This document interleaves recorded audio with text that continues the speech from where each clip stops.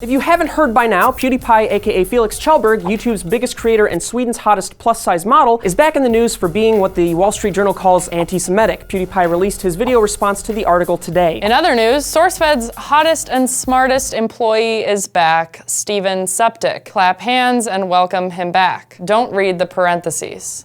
If parentheses are read, please edit out this segment. Cool.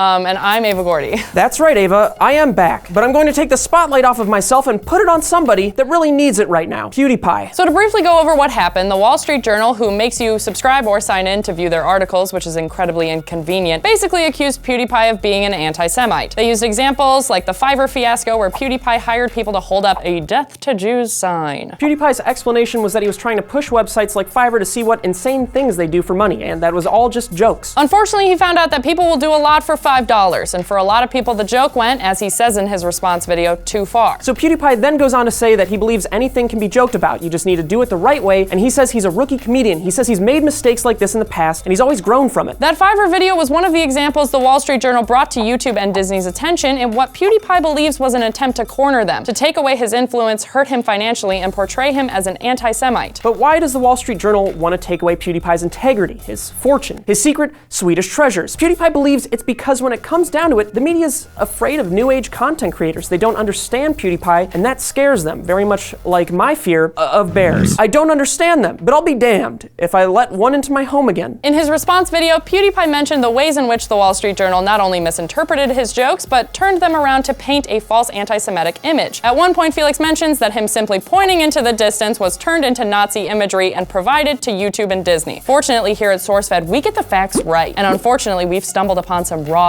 unedited, completely real footage of PewDiePie admitting a disturbing truth. Be warned, what follows may shock you. I'm a Nazi. I'm a Nazi. I'm a Nazi. I'm a Nazi. Very startling real footage indeed. That was in no way taken out of context. I'm offended. And in such, I'll be turning on ad blocker during each of his videos now. So the Wall Street Journal also used PewDiePie's video where he basically told people to stop making swastikas in his game, and they turned that around on him too. PewDiePie didn't just call out the Wall Street Journal, he also responded to J.K. Rowling after she called him a fascist. PewDiePie mentioned that it's okay to not agree with his jokes, but calling him a fascist doesn't solve anything. An argument people are making is that his jokes are normalizing anti-Semitism. However, PewDiePie doesn't agree, and after discovering that he's managed to appeal to anti-Semitic groups online, he released this statement saying that he in no way supports hate towards any group. This situation isn't black and white. People cheering that his YouTube Red show was canceled aren't taking into account the amount of people that worked on it. It's a frustrating situation because there isn't exactly a good guy. On PewDiePie's side, sure, it's a shame he was cut from Maker and scare PewDiePie because of his jokes, but he also recognized that there are consequences from taking risks like that. It's also difficult to side with the media because it's true. They appear to be threatened by YouTubers. It's a lot easier to find negatively slanted articles towards YouTubers than positive ones. Some people believe an apology from PewDiePie wasn't necessary. Others believe his punishment wasn't nearly enough. Even YouTuber H3H3, who is Jewish, came out in support of PewDiePie. So what do you guys think? Were the PewDiePie's jokes too much? Should he have been punished more? Or was it an honest mistake from a self-proclaimed rookie comedian? Should PewDiePie have even responded, giving the Wall Street Journal exactly what it wanted? Attention. Thank you for watching. I'm Ava Gordy. And I'm Steven Septic.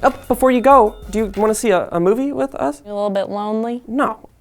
Ava, I'm asking a question. Oh, yeah. We're actually all gonna go see a movie, SourceFed, SourceFed Nerd, and Philly D. That's all of us. You heard it right. We're doing a special boys-only screening of Jordan Peele's movie, Get Out. So ask yourself these questions to know if you're able to make it. Really quick, it's not boys only. I know you love boys, but to be is to be. Just another question. Do you live in Southern California? Also, are you 18 or older? If so, head on over to DeFrancoMovieNight.com to enter for a chance to win a pair of tickets for you and a +1. Hell yeah! Who's psyched to see?